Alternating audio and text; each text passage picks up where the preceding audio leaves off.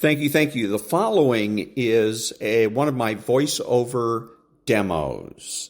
If you're a voiceover artist and you would like to advertise one of your demos on my podcast, please send an MP3 to thedrill12, all one word, at gmail.com. That's thedrill12 at gmail.com. Back in a minute. Ladies and gentlemen, welcome to Caesar's Palace for 12 rounds of boxing. In the red corner, from Los Angeles, California, wearing the red trunks with the gold trim, weighing in at 125 pounds, the lightweight champion of the world, Danny Little Red Lopez. Well, Bill, our winners get a home theater receiver. That's right. Experience the full potential of high-definition video with this 72-channel digital home theater receiver from Yamaha. But wait, that's not all. They also get a 5.1-channel surround sound system from Mirage. With 5 palm-sized speakers and a compact subwoofer cube, the MX 5.1 brings you huge immersive sound with Mirage's omnipolar technology. All from the Spiegel catalog, Chicago, Illinois, 60609. And they're taking closer order as down the stretch they come. Mr. Hot Stuff has 3 lengths to make up with chocolate candy last. On the rail, take the points behind that gallant son with chocolate candy gaining on the outside. In the lead is Pioneer of the Nile being tackled by chocolate candy. They're neck and neck as they come to the wire. And Pioneer of the Nile holds off chocolate candy and wins the Santa Anita Derby.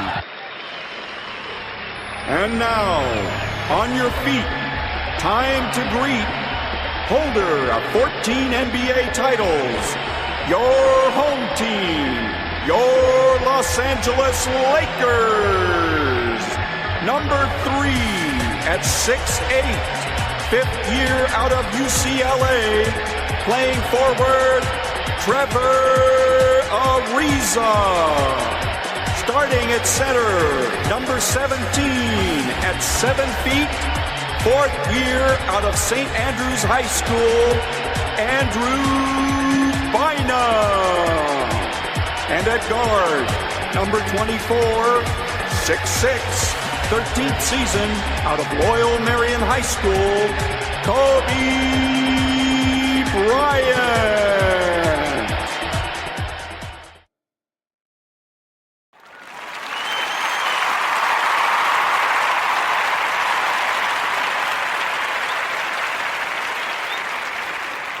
Personally, I have never cared for flying, but people always say to me, you know, girl, flying is the safest way to travel. What you nervous about as they purchase their train tickets? But this is my personal favorite. You can't control fate. When it's your time, you gotta go. I'm like, yeah, well, what if it's the bitch sitting next to me's time? I gotta leave because this heifer's number is up. You know, because it's not like I'm going to jump up out the wreckage and go, ooh, damn, I'm sure glad it was her time. Where my luggage at, y'all?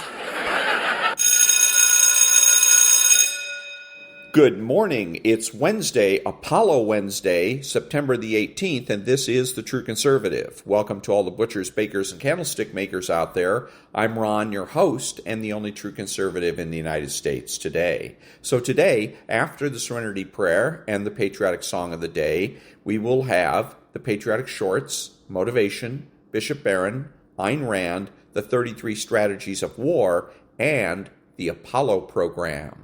All that and more when we get back.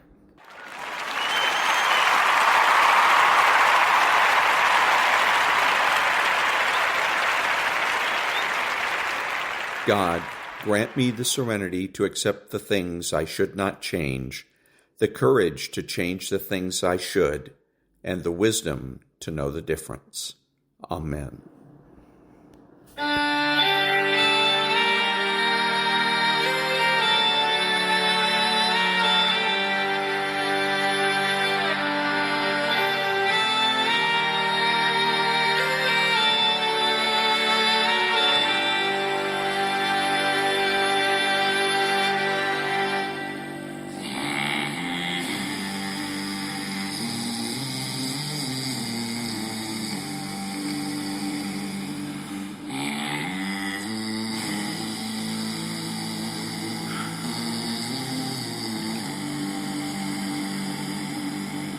Far over the misty mountains cold,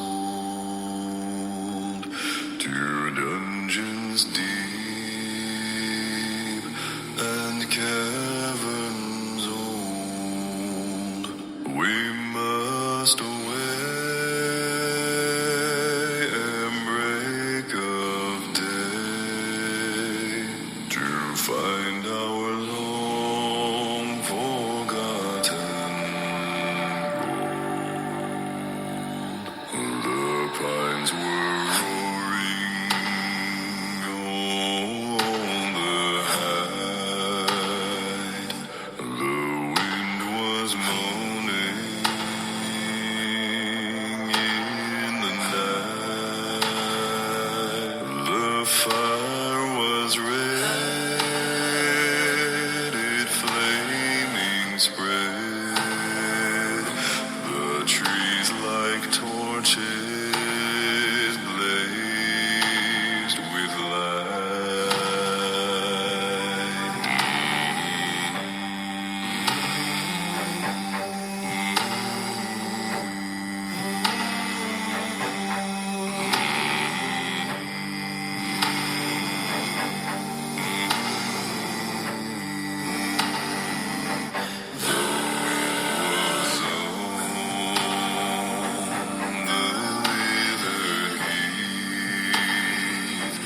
but in the forest did not leave their shadows lay. Be night or day, and dark things silent crept beneath.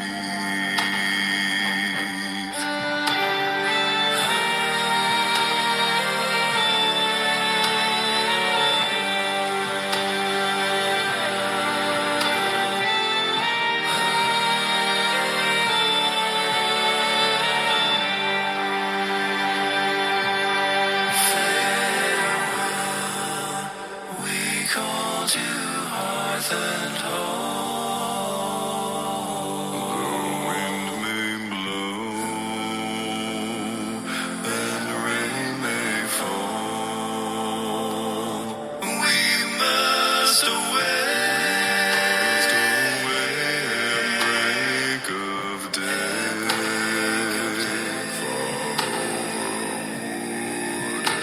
and mountains all, we must away, we must away. We ride before the break of day.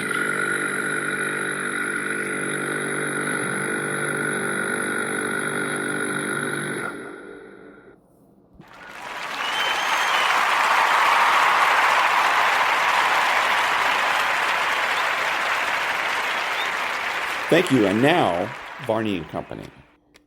Stay with Fox Business. Varney Company picks it up now. Stu, take it away. All right. Good morning, Maria. Good morning, everyone. Yes, it is decision day on interest rates.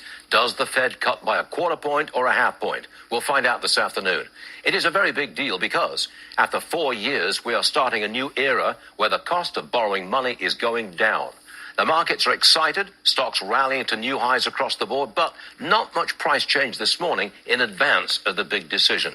Dow up 50, S&P up 9, Nasdaq up 53. Little change for Treasury yields. We've got 368 now on the 10-year Treasury. That yield's rising. We've got about 363 on the 2-year. Bitcoin holding at 59,000 and change, 59.9. Gold right around. Okay, let's do oil. I'll do that. $70 per barrel right now. We've got gold up there. It's right around its all-time high. You're at $2,603 per ounce. Okay. There is a lot happening in politics. A blockbuster from Donald Trump. He wants to restore the tax deduction for state and local taxes. This will be popular in high-tax blue states like New York, New Jersey, and California. Is he making a play for those states? Tonight he addresses a massive crowd just outside New York City. Restoring the deduction will be very popular with long-suffering New Yorkers. Yes, it is vote buying, but it may be effective. Kamala Harris again dodges questions and puts out a lot of disinformation. She was interviewed by the extremely friendly Black Journalists Association. Softball questions, no follow-ups. She falsely blamed Trump for high unemployment. When asked what she would do for the economy, she fell back on the old standby. I'm a middle-class kid. On the show today, the stunning attacks in Lebanon on Hezbollah's leaders through their pages. A brilliant advance in electronic warfare, likely engineered by Israel. 12 dead, 2,700 injured. Israel sending a message. Terrorists are not safe anywhere, anytime. This is Wednesday, September 18th, 2024. And that was Stuart Varney and from Varney and Company. Back in a minute.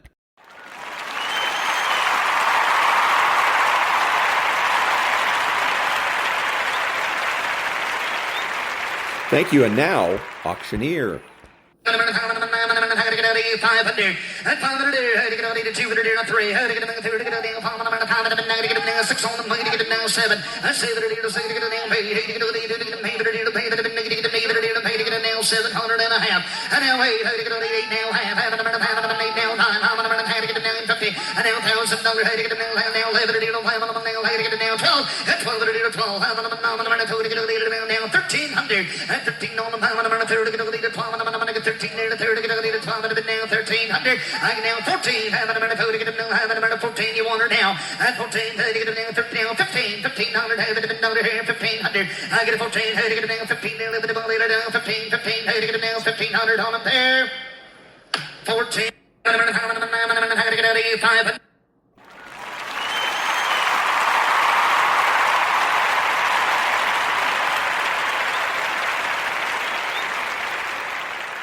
Thank you. And now, the Patriotic Short. On March 19, 1969, an enemy force launched a fierce assault, breaking through the barbed wire perimeter. As the initial wave of rockets and mortars hit, many Marines who had rushed to man their howitzers were wounded in the barrage. Undeterred by the intense enemy fire, Hospital Corpsman Second Class David Ray moved from one position to another, providing medical care to the injured. Despite being seriously wounded while tending to a fallen Marine, Ray refused medical treatment for himself.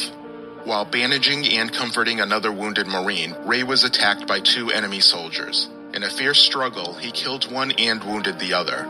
Though rapidly losing strength from his injuries, he pushed forward through enemy fire to reach more casualties. Ray fought on, treating the wounded and fending off the enemy until he ran out of ammunition. In his final act of bravery, as an enemy grenade landed nearby, Hospital Corpsman Second Class Ray threw himself atop the Marine he was treating, shielding him from the blast. And that was the Patriotic Short. Back in a minute.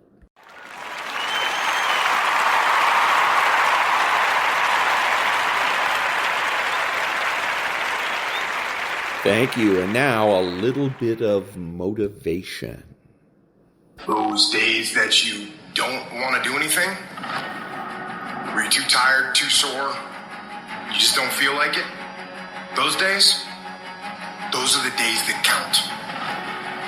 When you have those feelings, it's even more important to step up and get some. If you've got something to do, don't put it off till tomorrow. Don't do that. Don't voluntarily do anything tomorrow that you should be getting done today. Get it done today. Don't wait. Attack it, destroy it, and move on. Every single day when you wake up, you got 2 options. You can look at the clock and hit the snooze. You can look at that snooze button, boom. You can hit the snooze button and go back to bed and dream about what you want to have. Or you can look at that snooze button, kick that clock, and get up and go pursue your dreams. And the problem with some of y'all is you want somebody else to support your dream. It's yours. I don't owe you a dime. It's your dream. If you want it to happen, get your butt up and make it happen. If you want it to happen, rise and grind.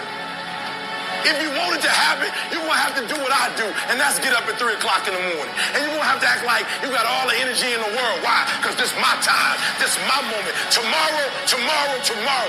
Ain't no such thing as tomorrow. We only got today. Greatness will cost you something. It's going to cost you some time. It's going to cost you some energy. It's going to cost you some sacrifice. It's going to cost you some resources. It's going to cost you some hours of your life laying down, paying the price, going the extra mile, doing what other people are not willing to do. Greatness is not cheap. Greatness always costs more. That's why there's not many people who achieve greatness. They're not willing to pay the price. That's the kind of attitude you need. That's the attitude of a winner. Is I will do whatever it takes. Every decision you make, the decisions you make on Monday, the decisions you make on Tuesday, the decisions you make on Wednesday, if you decide to hit the snooze button, what you're doing is you 10 minutes away from your goal now. You just went backwards. So whatever your goals are, whatever your dreams are, whatever your destiny is, your decisions have to be in alignment with them. Now, if you want to be broke for the rest of your life, keep doing what you're doing. But if you want something different in life, you got to do something different. You got to go all in. And mental toughness says, not only do I climb that doggone mountain, I enjoy climbing the mountain. I get a kick out the mountain. I get a kick out the weights. I get a kick out of going up against the number one team. I get a kick out of fatigue. I get a kick out of the grind. I get a kick out of it. And the reason why some of you are not where you're supposed to be, you've given yourself an option. You've given yourself an out. You've given yourself an excuse. But you have what it takes to do it. And the problem with some of you in this room, you don't have no drive. You ain't got nothing pushing you. You have no reason. You better find one before you get out of here today. You don't belong at the bottom, and it's time for you to get your butt from down there. It's time for you to stop being comfortable at the bottom. Get your butt up and get to where you're supposed to be. You are a royal priesthood. Get where you belong. Do what you're supposed to do. Live like you're supposed to live. How many more nights of sleep you gonna lose running around complaining about your life? Stop being a lazy, bum-ass person that's full of excuses, sitting around on the pity potty, coming up with every excuse in the world as to why you ain't winning. You are the reason you're not winning. You are the reason you look the way you look. You are the reason you're unemployed. You are the reason why your surroundings are so dysfunctional and negative. It's a choice. You have thought your way into a depression. You have thought your way into negativity and misery. It's all in the mind. Change your mind and it will change your life. It's time you get off the pity potty. Stop complaining about being out of shape when you never go to the gym. Stop looking at your stomach when you get out of the shower and your body and complaining about the way you look when you're eating everything in sight and never going to the gym. You just have to wake up. You just have to break that negative spirit. You have to break through all of that shit that you're carrying. You want to improve? You want to get on a workout program or a clean diet or start a new business? You want to write a book or make a movie or build a house or a computer or an app? Where do you start? You start right here. When do you start? You start right now. You gotta have the mentality to show up every day of your life, no matter what life throws at you. It's our responsibility to show up to the Coliseum of life, prepare for battle.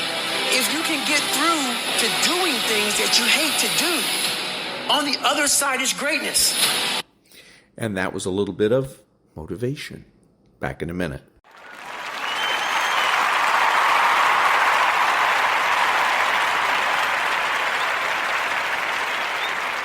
Thank you. And now, some meditation.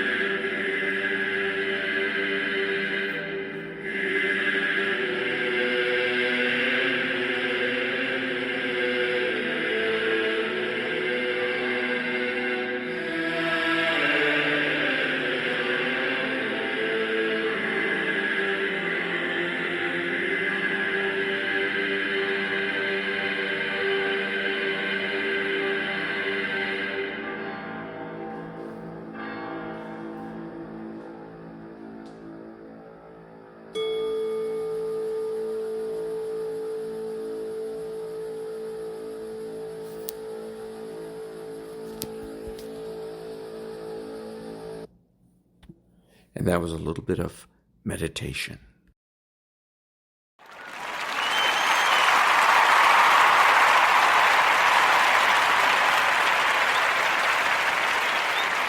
Thank you. And now, the Daily Stoic. Don't unintentionally hand over your freedom. If a person gave away your body to some passerby, you'd be furious. Yet you hand over your mind to anyone who comes along, so they may abuse you, leaving it disturbed and troubled. Have you no shame in that? Epictetus, Enchiridion 28. Instinctively, we protect our physical selves. We don't let people touch us, push us around, control where we go. But when it comes to the mind, we're less disciplined. We hand it over willingly to social media, to television, to what other people are doing, thinking, or saying. We sit down to work, and the next thing you know, we're browsing the internet. We sit down with our families, but within minutes, we have our phones out. We sit down peacefully in a park, but instead of looking inward, we're judging people as they pass by. We don't even know that we're doing this. We don't realize how much waste is in it, how inefficient and distracted it makes us. And what's worse, no one is making this happen. It's totally self-inflicted. To the Stoics, this is an abomination. They know that the world can control our bodies. We can be thrown in jail or be tossed about by the weather. But the mind? That's ours. We must protect it. Maintain control over your mind and perceptions, they'd say. It's your most prized possession. And that was the Daily Stoic. Back in a minute.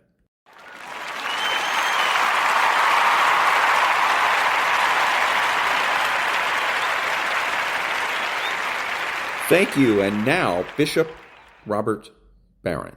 The central debate about Mary in the early days was about whether she ought to have this title, Theotokos in Greek, which means God-bearer or Mother of God. And there were, smart and well-intentioned people that said, I love Mary, but that's going over the top to call her Mother of God. Because, come on, God doesn't have a mother. To speak of God having a mother seems to make God a contingent being. Wouldn't it be better to say she's the Christ-bearer, the mother of the humanity of Jesus, right? And so we honor her, of course, and she's wonderful, but don't call her Theotokos. Well, the Council of Ephesus, the Church 431, famously says, no, she ought to be called Theotokos, not because she's the mother of Jesus in his divine nature, but she's the mother of Jesus, who has two natures, divine and human. So Jesus can and should be called divine. Therefore, as the mother of Jesus, she's the mother of God. It was following that very interesting logic of incarnational language that the church said, no, we'll call her Mother of God quite correctly, even as we acknowledge the truth of what the opponents are saying. But given the structure of that logic, she can and should be called Mother of God.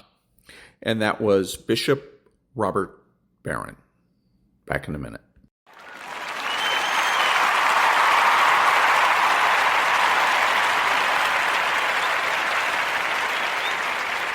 Thank you. And now, the Ayn Rand thought of the day. Quote, nothing is given to man automatically, neither knowledge, nor self-confidence, nor inner serenity, nor the right way to use his mind.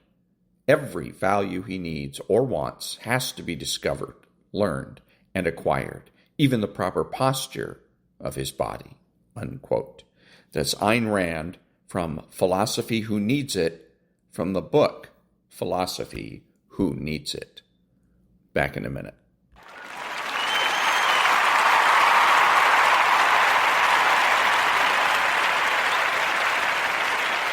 Thank you. And now, the 33 Strategies of War. From The Roman Way by Edith Hamilton. The devotion of his soldiers to him, affirmed in many stories, must be a fact. Julius Caesar could not have done what he did without it. The speech, in which it is always said he quelled a mutiny with a single word, calling his men not fellow soldiers, as was his custom, but citizens, civilians, shows a great deal more about his methods than the mere clever use of a term.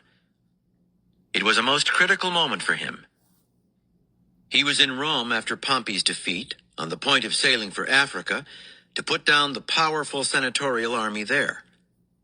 In the city, he was surrounded by bitter enemies.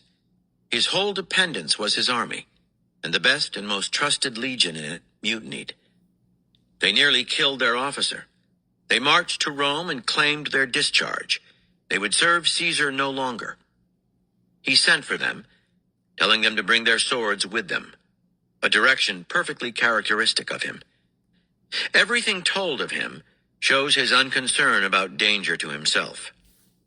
Face to face with them, he asked them to state their case, and listened while they told him all they had done and suffered and been poorly rewarded for, and demanded to be discharged. His speech in answer was also characteristic, very gentle, very brief, exactly to the point. You say well, citizens.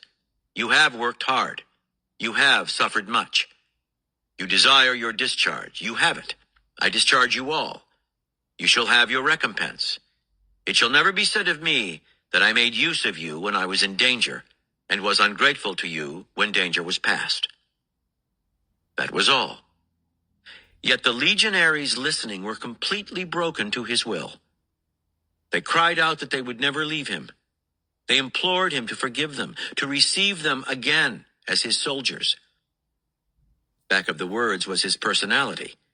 And although that can never be recaptured, something of it yet comes through the brief, bald sentences.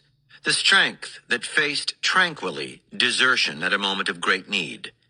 The pride that would not utter a word of appeal or reproach.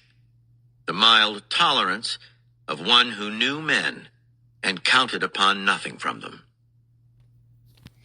And that was the 33 Strategies of War. Back in a minute.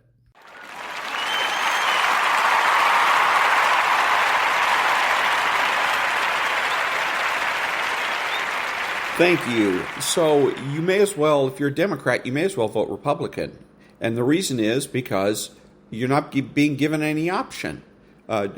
Kamala Harris is becoming more of a Republican than a Democrat. She's not providing clear difference from the Republicans. She keeps co-opting the ideas that Donald Trump has come up with first. So, as Harry Truman once said, if you give the people a choice between voting Republican and voting Republican, they'll vote Republican every time. Back in a minute.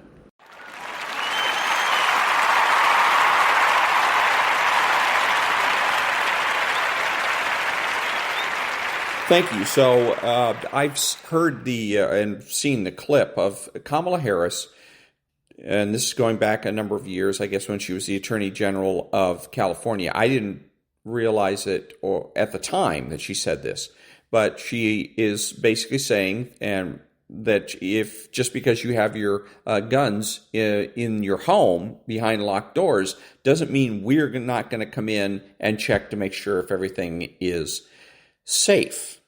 Okay, and what that sounds like to me is a warrantless search. But the important point here is, why does she say that? Why does she feel so comfortable? She's Attorney General, by the way. Why does she feel so comfortable saying this? Simple. Because she has made up some rights for the citizens. And this is how the government takes rights. They, first of all, tell you that you have the right to be free from something. In this particular case, she's saying you have the right to be free from gun violence. Now, who is it that's going to guarantee that right? Well, the government, of course. How are they going to do it? And this is her plan. This is how we're going to guarantee your so-called right to be free from gun violence, is that we are going to violate your rights. We're going to assume the right to invade your home and do warrantless searches. And it's simply untrue. But you see how this process works. It starts with a right that doesn't exist. Nobody in government or out of government, for that matter, gets to declare rights arbitrarily. Nobody gets to just say, well, I have the right to be free from this, I have the right to be free from that. Okay, we have a constitution. That's the law. That's what delineates our rights, the right to freedom of speech, bear arms, etc., and to be also free from unreasonable searches and seizures, by the way. That's where the rights are delineated. Nobody gets to just make up rights as they go along. But that's what Kamala Harris has done here. She's decided all by herself, without a vote, a referendum, or anything, that we have the right to be free from gun violence, and therefore the government has the right to come into your home without a search warrant and make sure that you're storing your guns properly. Wrong, wrong, wrong. Back in a minute.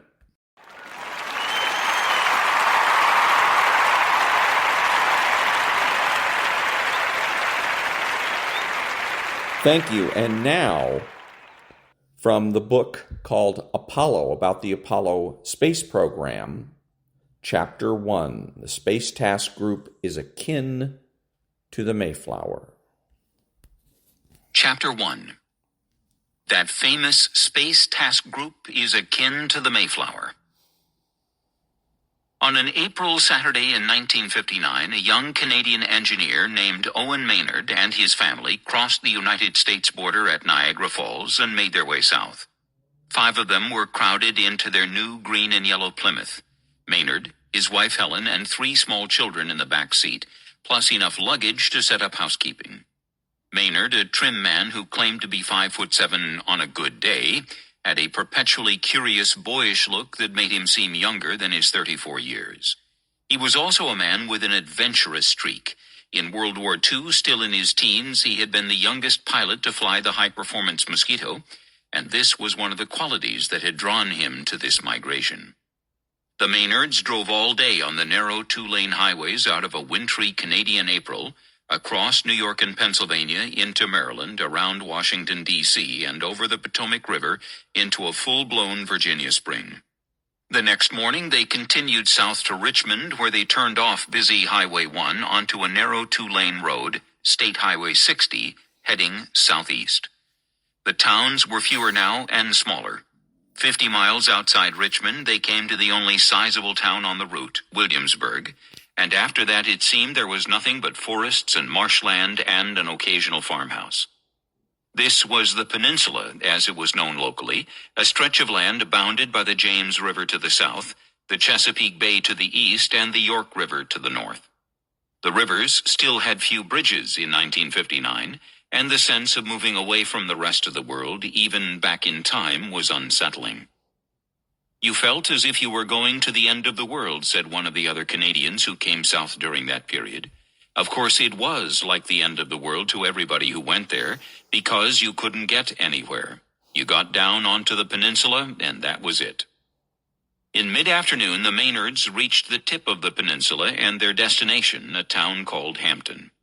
It was still a backwater fishing town in those years, crab boats floating in a brackish tidal river, seagulls shrieking overhead, ramshackle boatyards. The dilapidated Langley Hotel was the only place to stay in town, so Maynard's new employer had arranged for them to put up at the Hotel Chamberlain at Old Port Comfort, a few miles east. It was an improvement over downtown Hampton, but still a far cry from the tidy residential neighborhood in Blurdale, Ontario, that the Maynards had left behind.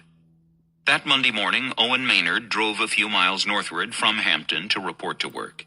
His new employer was situated on a large government reservation divided into an east area and a west area. Between them lay a large airfield operated by the Air Force. Maynard was directed to the eastern and older half of the facility. The drive hugged the curve of Back River, opening out onto the bay, with open water off to his left and broad empty fields on the right. On the outskirts of the east area, Maynard came to his first indication that this was an unusual sort of place, a wooden shed coming in off the water. The shed was 1/4 mile long. Past the hydrodynamic testing tank, for that's what the shed was, he came to a cluster of brick buildings that looked almost like a college campus, with neatly trimmed lawns and fields and tree-shaded streets. But interspersed among the dignified old buildings with their broad porches and elaborate brickwork were exotic ones of inexplicable shapes, huge spheres and structures with U-shaped appendages made of what looked like vacuum cleaner hose 20 or 30 feet in diameter. These latter buildings were the wind tunnels that Maynard had seen so often in his aeronautical engineering journals. Because he had heard and read so much about all this over the years, it felt familiar to him, as if this were a dimly remembered home to which he was finally returning. And in a sense, he was coming home, as, in a sense, was any man in his profession who came to this place. For this was Langley, North America's oldest aeronautical research center and mother to all the rest. Owen Maynard, aeronautical engineer, had come south to be part of Langley's latest offspring, the U.S. manned space program. And that was Chapter 1 of Apollo. Back in a minute.